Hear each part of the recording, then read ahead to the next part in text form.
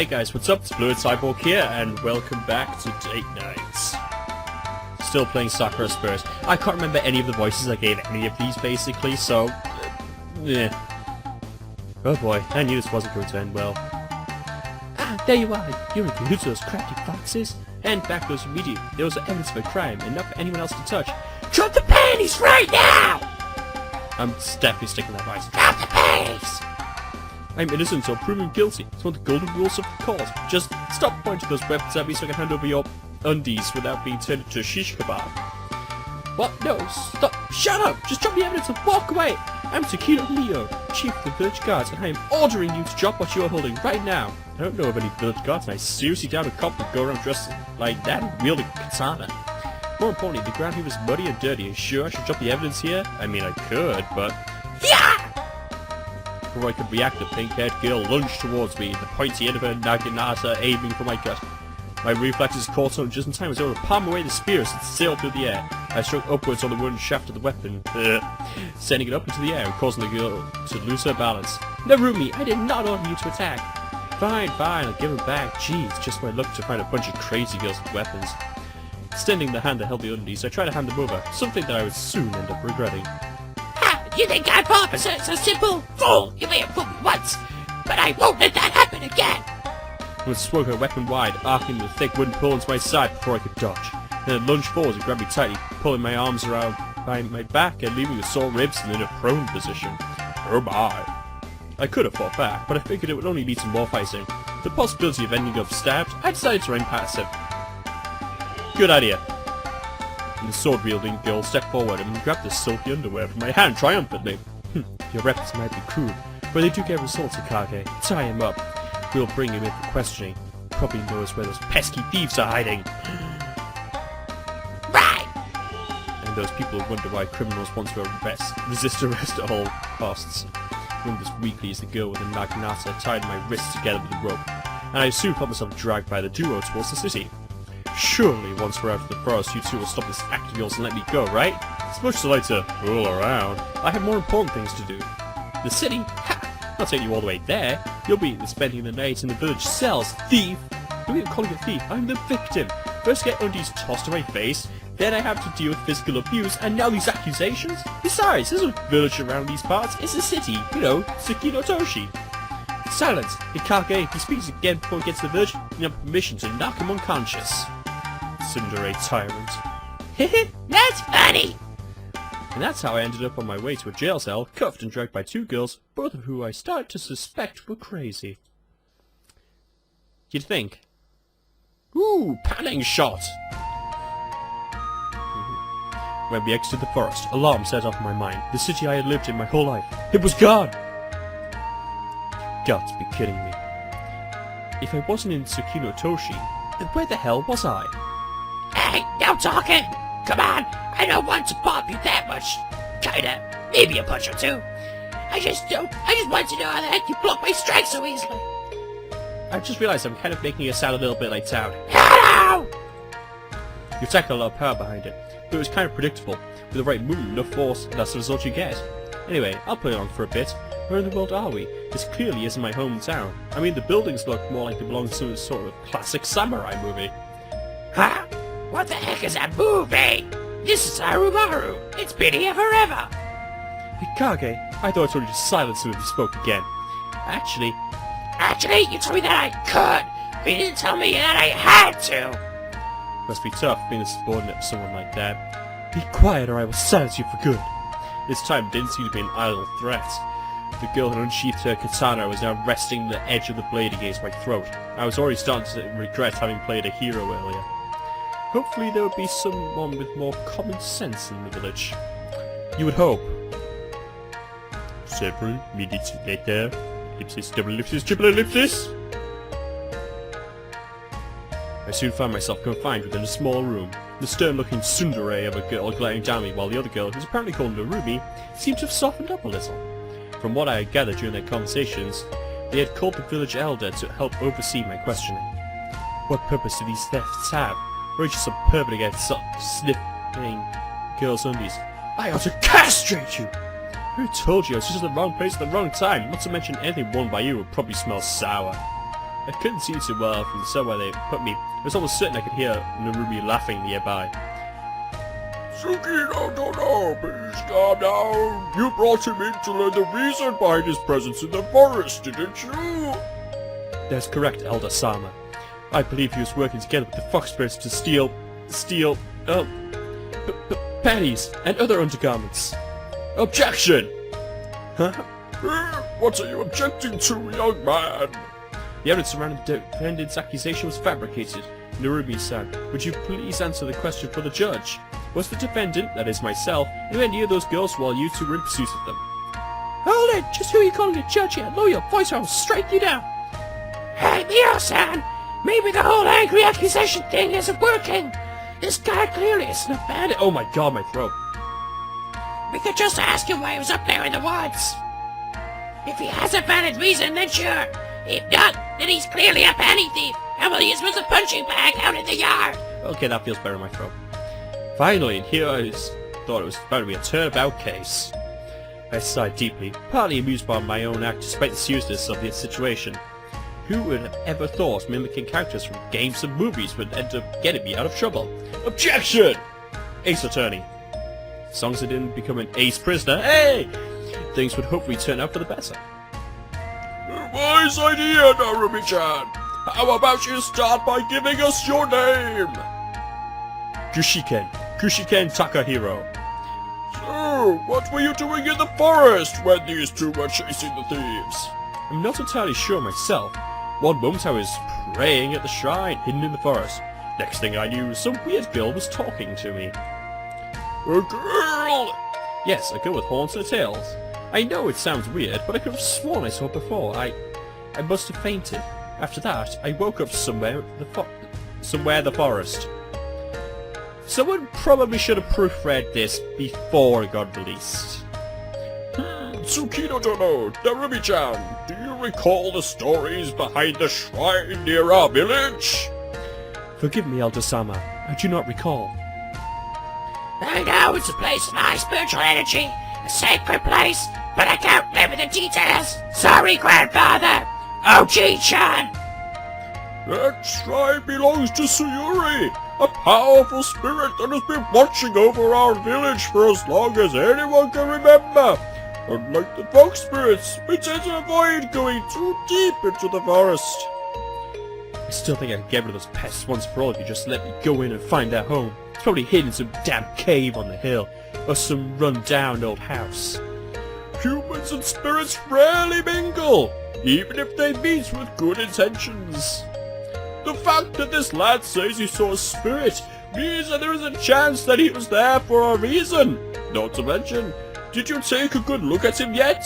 He seems disorientated, and his clothes look foreign. He did seem to be talking some gibberish earlier. He claimed to be from a city near here. There's nothing like that around for miles. He was also talking about something called a movie. And he used some funny techniques that I've never even seen before. He's still a pervert. I'm not a pervert. It's perfectly natural for my age to be curious about certain things. Besides, we talk about how the panties end up on my face and nothing to do with it, tsundere tyrant. What did you just call me? I'll smash you to pieces, you brat. Ugh. Oh, wait, now think about it. Those two foxes did look like they were just abandoning them. But grandfather, what does all this mean? I can't be certain. However, I believe it is unlikely that he's working together with the Fox Spirits. I am Bane. Still, I have never heard of any humans that come upon a spirit such as Sayuri. I dare say he might not even be of this world. Dun dun dun! Wait, are you trying to say that I'm in a different world now? That would be the most logical explanation. I can think of other explanations, but... yeah, alright, let's go with it. In what world would that be considered logical? Well, you know. But I have an important tournament to participate in 2 weeks from now. Well, no one has ever experienced something like this before. We will have to think of how to deal with you, or if it's even possible to get you back to your own world. In the meantime, a knight in the cell won't hurt. He did assault a village guard, and he resisted arrest. Stay here until he rots for all I care. But I suspect the Elder will wish to have a talk with you, so... Hikage, I'm going to clean myself up. I suggest you do the same. Let's go bathe each other. Ooh, yeah, lesbian references. Ooh, yeah. I would take offense for implying that I stink, but that was one hell of a run. Those fox spirits run fast. I'd still like to know more about those techniques, Takahiro-san. If you do happen to stick around, I might want to go a few rounds with you, if you know what I mean. Oh, yeah. Why do I do this to myself? It's not going to be going anywhere for the time being. He's got a point. It is only for a few hours while we discuss what to do with you. A person such as yourself would end up causing quite a commotion amongst the villagers, so it is necessary to convince them that you mean them no harm before we release you. And that was how I found myself stuck in a jail cell, while the people responsible for my situation left to deal with personal errands.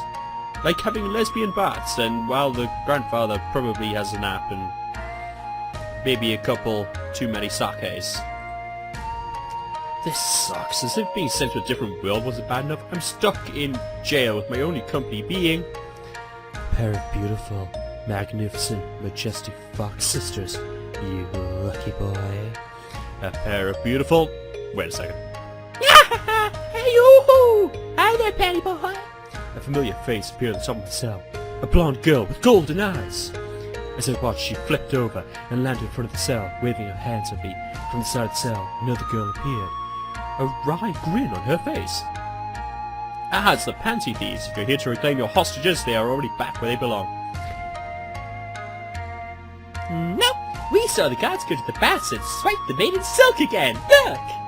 With that, she pulled out a pair of lacy silken underwear from her sleeve and stretched out with her thumbs, showing off the fancy prize to me. You came all the way back here to snatch their underwear again. And I'm not sure the tsundere tyrant fits that label. The cutie with the katana? You would be surprised. I am to believe that she is as innocent as one could be. She is far too uptight to let any man touch her. That's why everything's all lesbian references. As for returning to the village, we have a debt to settle. I smiled weakly as I wondered what the fox meant by debts. I'm not sure what this debt of yours might be, but I think you better leave before those two return. You don't seem to be on friendly terms with the samurai girls. Wait, if he doesn't know about it, we could just leave, One-sama. Maiko, that is not how we do things. Young man, your actions allowed us to escape our earlier predicament without harm. This places us in your debt, for which we are now repaying you. Mayako, do the magic. Okay. The younger girl walked forward and placed her hands upon the locked door of the cell. She began mumbling something that I couldn't even begin to understand, and her hands began glowing brightly. Ooh.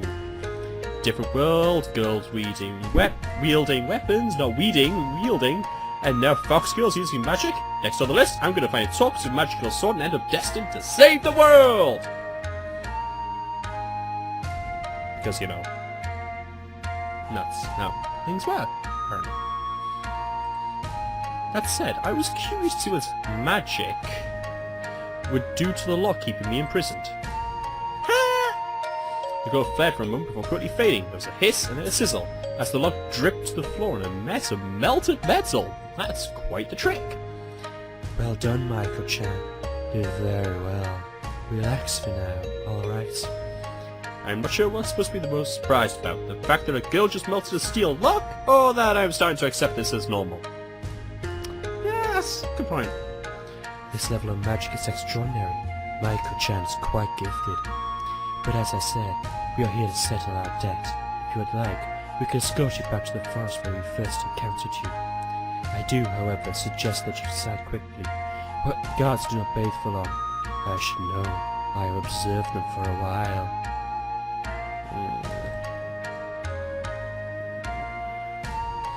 Well, I don't plan on sticking around, so I'll gladly accompany the two of you out of here. Maybe I'll be able to find my way back home! Lead the way, peeping Tammy! Machiko. Sakura and Machiko, not Tammy. Takahiro, I suggest we keep the introductions for later. Very well then, Taka-kun. As I was stepping out of the cell, the sound of a familiar voice boomed in the distance. Thieves! Crafty fox kleptomaniacs! I'll skin you alive! I think that's our cue to get out of here. And with that, the three of us darted out of the prison. And that's pretty much what happened. According to the village elder, there's supposed to be a shrine somewhere in the forest. It must be the same one I visited before we got caught up in this mess. Quick bit of my Dragon Ball tea! Goodness, that sounds like a terrible situation. I know that spirits such as Yuri enjoy playing with people, but this seems a little cruel of her. I would speak with them myself, but we, fox spirits are not allowed near the shrine. No, I thought the reason we never go around there was because we get all flustered whenever Soup-chan's around. Shut up, Maiko. I didn't realize a pansy thief could get embarrassed like that. But maybe you two could show me the way to the shrine? Somehow the layout of this forest seems different to my will. Well, you know, even if you're back in time, nature changes a lot. Which pretty much meant that Arya's map was useless now. Yeah. You do not understand. There is more to the ways for spirits than meets the eye, Sakura-kun. I'll try to navigate you to the shrine, but Tsuyuri does not want us there. Then we will simply not get there. The only places we can navigate to directly are our home and the village. I could use game magic. That takes a super long time to cast. Unless I concentrate really hard, she ends up just taking us someplace, not fun. I think I prefer taking the ground route. But thanks for the offer. Maiko-chan Masters? That's right, Sakura no Mayuko, at your service. Yay, my first human friend! Silly girl. Not that I doubt your navigation skills or anything, but didn't we cross this path a while ago? Oh, you're right. I'm back here, Nei-sama. Huh? I thought you were leading the way. Wait, I think to this way, cut through those trees there, we might... Ah! The girl seemed to disappear outside, she stepped in between two tall trunks, only to be followed by a loud splash. I wonder what we're going to see now. Right towards the trees, look down to see the girl, arms flailing wildly, neck deep in a slow-moving river. Ah, Onei-sama, Onei-sama! Quick, please, you have to help her. I beg you. I'll do whatever you want. Just please, save her! Help! Doesn't look that deep enough. Don't tell me your sister can't. She can't swim. Neither of us can. Please, Takahiro-sama! Please, rescue my sister! I guess I don't have a choice. Smiling weakly, I pulled off my jacket and dove into the river. The cold water sending shivers down my spine as I swam towards Machiko, who, despite the lack of a strong current, was slowly disappearing under the water. Da-da-da! Urged on by the worried shouts of Mayako, I tried to reach the girl as quickly as possible. It took me a few strokes before I reached her, but by the time I had grabbed a hold of her and pulled her out of the water, she had lost consciousness. She stopped breathing. I felt my stomach drop. Dreadful thoughts of what might happen if I didn't do something to get to fill my mind. What in the world can I possibly do? CPR? I don't know what that is. Stop breathing! Oop. Shit. Help her! Please save her! Onei-sama, please wake up! Okay, but I need to concentrate. Can you find something to dry her off with? Right. Great, a mage without a revive spell. Haha, white mages. So try to steal my notes for what I was about to do, and much of those words just before leading in. All I can remember from my first aid training was that the patient had to be in a so-called recovery position, and to blow air into their mouth and push down on their chest. My heart beating, pounded faster and faster as I looked down the fox girl. You'll feel my cheeks heating up as a blush spread across my face. Clumsy, I put what I hoped was the right position, and slowly I lowered myself towards her face. My lips parted. If you were this desperate for a kiss, you could have just asked. I know, my beautiful, exquisite creature, but push me into a river so you could play a hero's bit much, Taka-kun. It's not like that. I wanted to save you.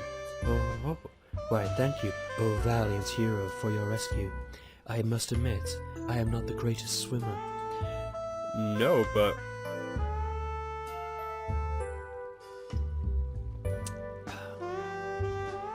I can see where this is going.